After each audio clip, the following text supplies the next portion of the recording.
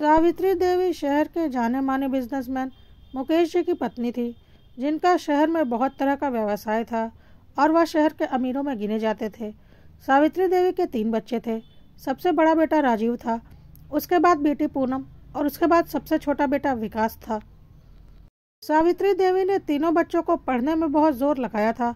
सावित्री देवी ने शुरू से ही अपने बच्चों की पढ़ाई पर बहुत ध्यान दिया था और उनके तीनों बच्चों ने MBA किया था।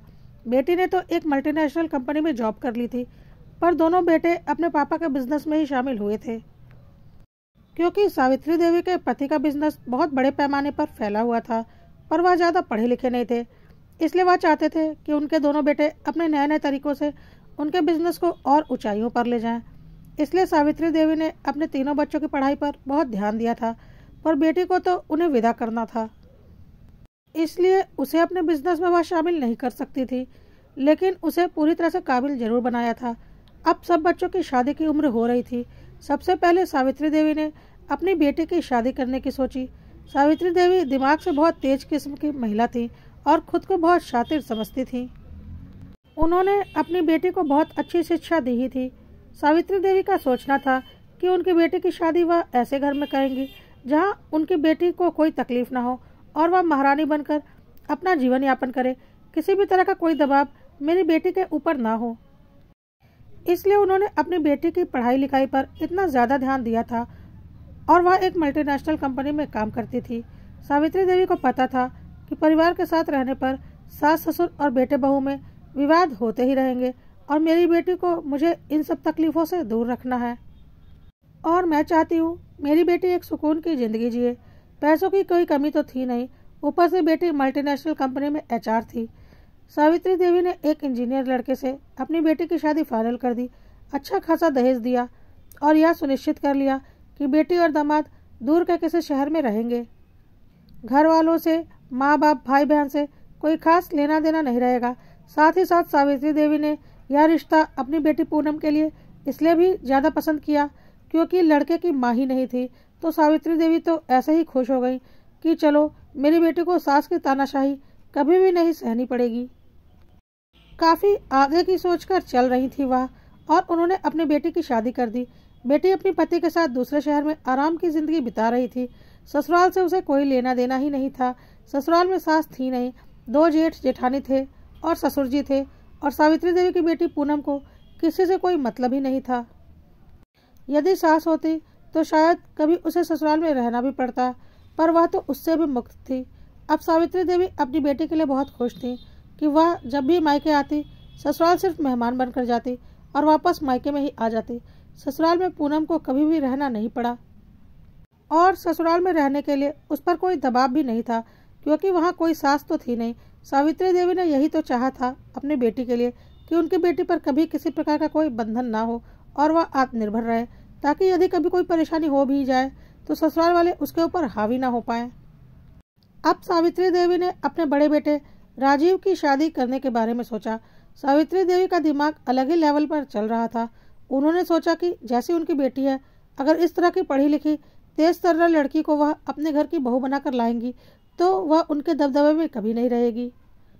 और सावित्री देवी का तो यह सोचना था कि जो भी उस घर की बहू बनकर आए वह जिंदगी भर उनकी और उनकी बेटी की जी हजूरी करे और कभी अपनी जुबान उनके आगे ना खोले, और साथ ही साथ उसके मायके वालों की हैसियत उनसे काफ़ी कमतर हो, क्योंकि अगर मायके की हैसियत भी उन्हीं के बराबर होगी तो वह कभी भी उनके दबाव में नहीं रहेगी और उनका दबदबा समाप्त हो जाएगा। क्या पता वह उनके बेटे को लेकर अलग भी हो जाए। इसलिए काफ़ी सोच विचार कर अपने से बहुत कम पैसे वाले घर में अपने बेटे की शादी तय कर दी। लड़की की पढ़ाई भी अभी पूरी नहीं हुई थी, उसका ग्रेजुएशन का लास्ट ईयर चल रहा था, लेकिन इतने बड़े घर से रिश्ता आया देख लड़की के माता पिता ने सोचा हमारी लड़की के तो भाग ही खुल गए और उन्होंने तुरंत ही शादी के लिए हाँ कर दी। और इस तरह से राजीव की शादी एक कम पढ़ी लिखी सीधी सादी लड़की प्रीति से हो गई। सावित्री देवी ने यह सब कुछ बहुत सोच समझ कर किया था। अब बात बात पर सावित्री देवी बहू को ताना मारती थी और प्रीति चुपचाप सारे तानों को सुनती थी और कभी कोई जवाब नहीं दे पाती थी क्योंकि वह बहुत ही ज़्यादा सीधी सादी थी। वह मायके से उतनी अमीर भी नहीं थी जितना उसका ससुराल, पढ़ी लिखी वह ज़्यादा थी नहीं। गांव के सरकारी स्कूल से उसने पढ़ाई की थी। इंग्लिश भी उसे कोई खास अच्छी आती नहीं थी। और यहाँ सावित्री देवी और उनकी बेटी, जो कि हर 3 महीने में मायके का राउंड करने आती ही थी, माँ बेटी ने मिलकर अपनी बड़ी बहू प्रीति का जीना मुश्किल कर रखा था। बात बात पर सावित्री देवी बहू को ताने मारा करती थी और ननंद पूनम बात बात पर अपनी भाभी प्रीति का मजाक उड़ाती थी। दोनों हर काम अपने हिसाब से करवाती रहती थी। पूरा दबदबा बनाकर रखा था माँ बेटी ने प्रीति के ऊपर। बेटी के आने पर माँ बेटी मिलकर बड़ी बहू प्रीति का मजाक उड़ाती। कभी प्रीति की ननंद पूनम प्रीति के कम पढ़े लिखे होने का मजाक उड़ाती, तो कभी प्रीति को इंग्लिश नहीं आती इस बात का मजाक उड़ाती। कुल मिलाकर प्रीति का कोई अस्तित्व ही नहीं रह गया था। प्रीति का पति राजीव यह सब कुछ पसंद नहीं करता था, लेकिन जब भी वह कुछ बोलता तो माँ सावित्री देवी, बहन पूनम, भाई विकास और पिता मुकेश जी सब मिलकर राजीव को ही उल्टा सीधा बोलने लगते और बोलते कि जब से तुम्हारी शादी हुई है तुम जोरू के गुलाम बन गए हो। सावित्री देवी ने बहुत सोच समझकर सारे कदम उठाए थे। अपने बेटे को तो इतना काबिल बनाया था कि वह कभी किसी के ऊपर आश्रित ना हो। साथ ही साथ सोच समझकर उसकी शादी भी की थी ताकि उसके ऊपर कभी भी ससुराल का दबाव ना पड़े, और साथ ही साथ बहुत तगड़ा दहेज भी दिया था ताकि अगर कभी कुछ ऐसा हो भी तो उनकी बेटी पलटकर तगड़ा जवाब दे सके। और बहू ऐसी लेकर आए थे जिसके ऊपर वह सब जीवन भर हुक्म चला सके और उनकी बेटी भी हुक्म चला सके। साथ में देवर भी जब तक भाभी को भी कुछ भी बोल देता था। उसकी नज़र में भाभी की कोई हैसियत नहीं थी, पर राजीव की तो वह जीवन साथी थी। लेकिन वह कुछ भी बोलता तो घर में बहुत बड़े कलह का कारण बन जाता। और प्रीति के माता पिता इतने अमीर नहीं थे कि प्रीति के ससुराल वालों पर कोई दबाव बना सकें। उनकी तो प्रीति के ससुराल वालों के आगे कोई हैसियत ही नहीं थी, इसलिए वह मजबूर थे। और प्रीति ने भी उन्हें मना कर रखा था, क्योंकि वह जानती थी अगर वह लोग बीच में पड़ेंगे तो उन्हें ही परेशानी होगी। और कुछ भी था, राजीव तो प्रीति को बहुत चाहता था, इसलिए प्रीति खुश थी कि चलो मेरा पति तो मुझे प्यार करता है। और इसी बात से प्रीति के माता पिता भी संतुष्ट थे। उन्हें पता था कि परेशानियां तो हैं, लेकिन पति हर कदम पर प्रीति का साथ देगा तो कुछ दिनों में समस्याएं समाप्त हो ही जाएंगी। खैर, सब कुछ इसी तरह से चल रहा था। और अब सावित्री देवी के छोटे बेटे विकास की शादी की बात चलने लगी और सावित्री देवी ने अपने दिमाग के घोड़ों को फिर से दौड़ाना शुरू किया और सोचा दूसरी बहू को भी उन्हें इसी हिसाब से लाना पड़ेगा ताकि वह भी उनके काबू में रहे। और जिस तरह से प्रीति को उन्होंने बंधुआ मजदूर बनाकर रखा हुआ है, इसी तरह से छोटी बहू को भी वह बंधुआ मजदूर बनाकर रखेंगी ताकि वह और उनकी बेटी पूरे घर में राज करेंगे। बेटी की भी यही तमन्ना थी कि जब भी वह मायके जाया करे उसकी दोनों भाभियां उसकी सेवा में हाजिर हो जाया करें और उससे कम पढ़ी लिखी ही हो, ताकि बात बात पर वह उनके ऊपर हावी हो सके और उनका मजाक उड़ा सके। लेकिन विकास इतने दिनों में यह सब कुछ देखकर अपनी माँ और बहन की मंशा को तो समझ ही चुका था। वह खुद भी कहीं न कहीं प्रीति का मजाक उड़ाने में शामिल रहता था और अपने भाई के दुख तकलीफ का उसे अंदाजा था। इसलिए उसने सोच लिया था कि यह खेल मैं अपने साथ तो नहीं होने दूंगा। भाई की शादी के वक्त इन सब बातों का अंदाजा नहीं था कि मम्मी कम पढ़ी लिखी और हम लोगों से कम हैसियत वाले घर से लड़की क्यों ला रही हैं, लेकिन अब सब समझ में आ चुका है तो मैं अपनी जिंदगी तो बर्बाद नहीं होने दूंगा। और विकास अपनी बातों पर अड़ गया। सावित्री देवी जिस भी लड़की को विकास के लिए पसंद करती, विकास उसे कभी पढ़ाई की बात पर तो कभी उसके पारिवारिक रुतबे की बात को लेकर शादी से मना कर देता।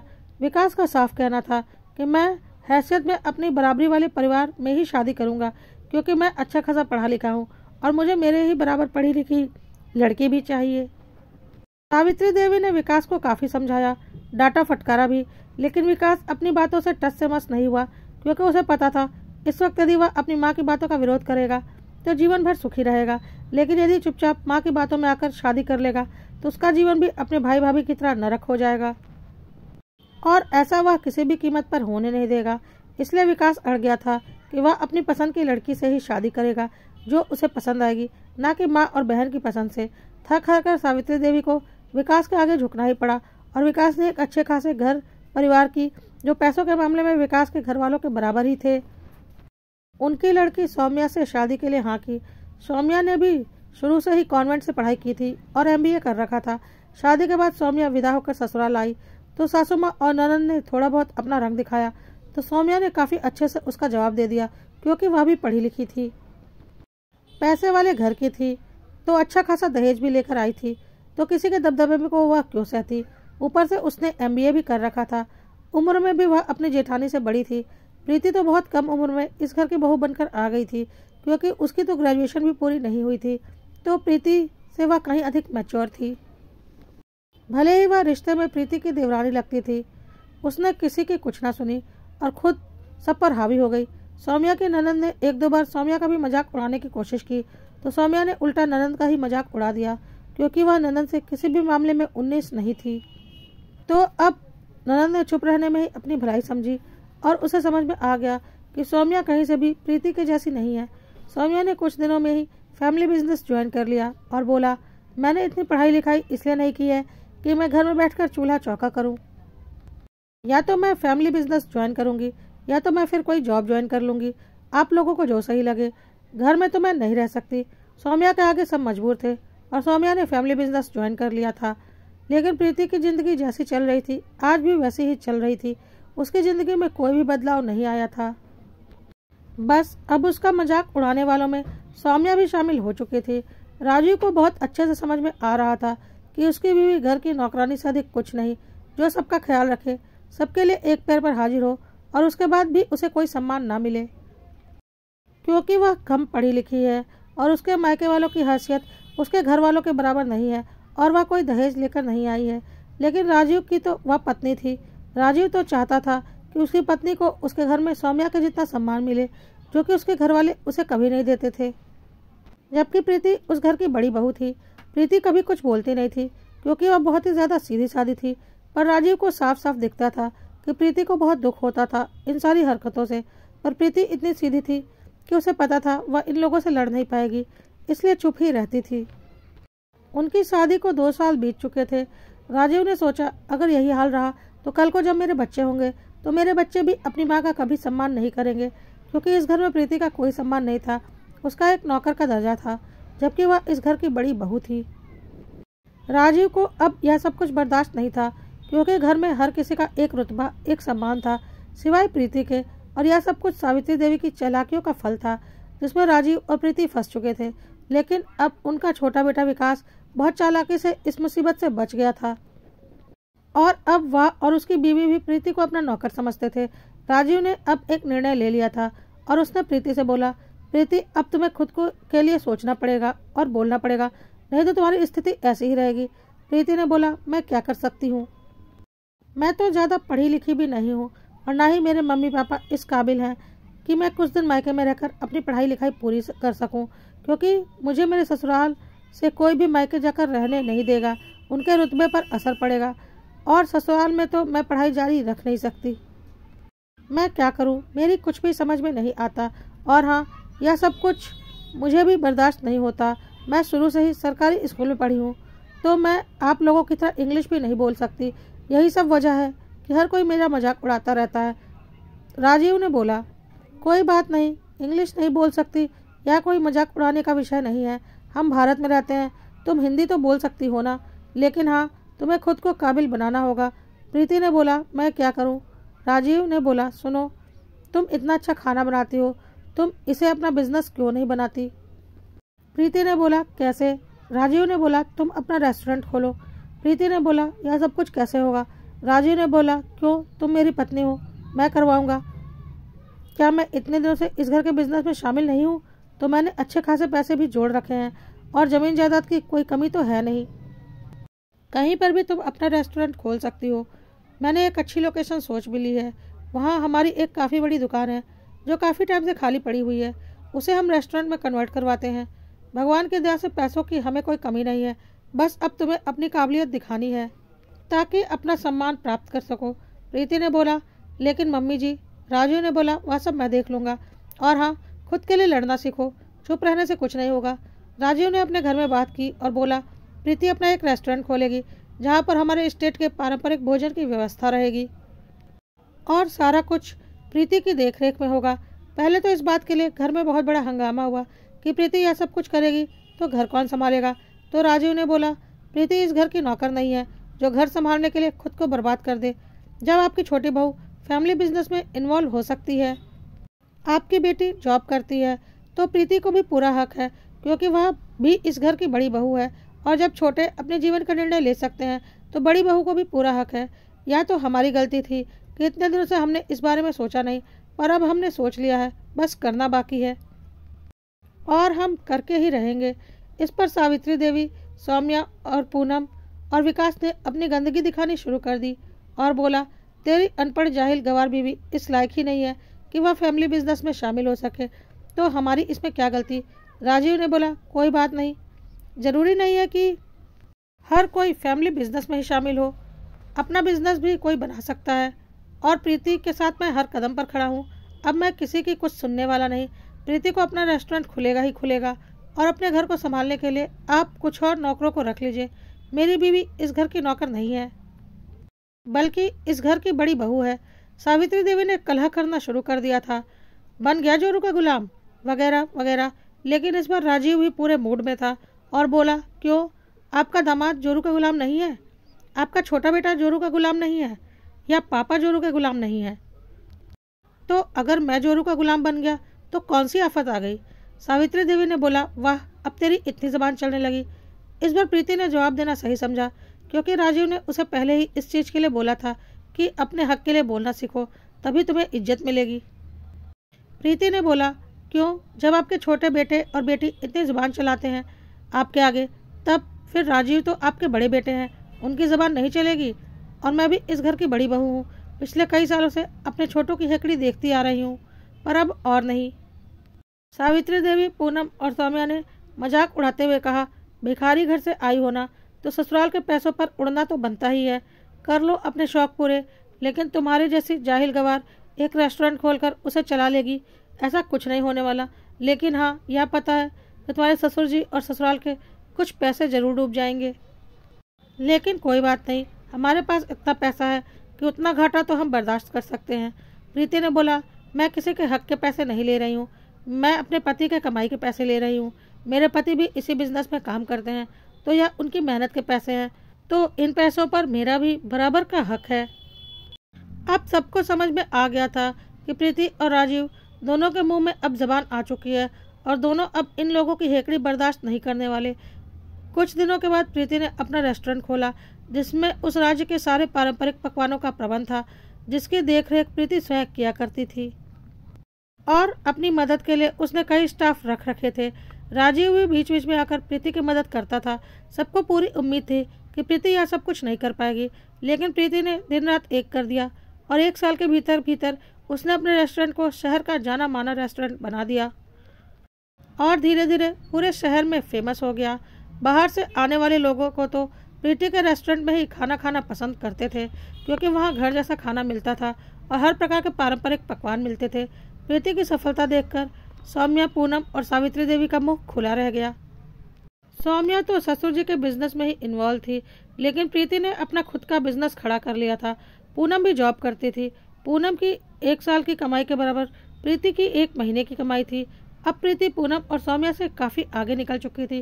प्रीति के ससुर जी का कहना था, चलो, हम शहर के जाने माने बिजनेसमैन तो पहले से ही थे, अब अपनी बड़ी बहू की बदौलत रेस्टोरेंट के बिजनेस में भी हम शामिल हो चुके हैं और शहर में हमारा नाम हो चुका है, और यह सब कुछ प्रीति की मेहनत की वजह से हुआ है। सौम्या ने तो अपने जमे जमाए बिजनेस में ही हाथ आजमाया, लेकिन प्रीति ने अपना एक नया बिजनेस खड़ा किया रेस्टोरेंट का, जो कि हमारे परिवार में किसी ने नहीं किया था, और उसमें भी सफलता पाई। हम अपने इस बिजनेस को और शहरों में भी खोलेंगे। और प्रीति भी इतने दिनों में काम करते करते काफ़ी तेज हो गई थी। अब वह पहले वाली प्रीति नहीं रही थी और अब उसे कोई कुछ भी बोलने से पहले 100 बार सोचता था। और सावित्री देवी, पूनम, विकास और सौम्या को बहुत अच्छे से समझ में आ चुका था कि प्रीति अब उनसे कहीं ज़्यादा आगे निकल चुकी है।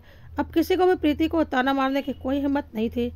लेकिन यह सब कुछ हो पाया सिर्फ और सिर्फ तब जब प्रीति और राजीव ने खुद के लिए कदम आगे बढ़ाया।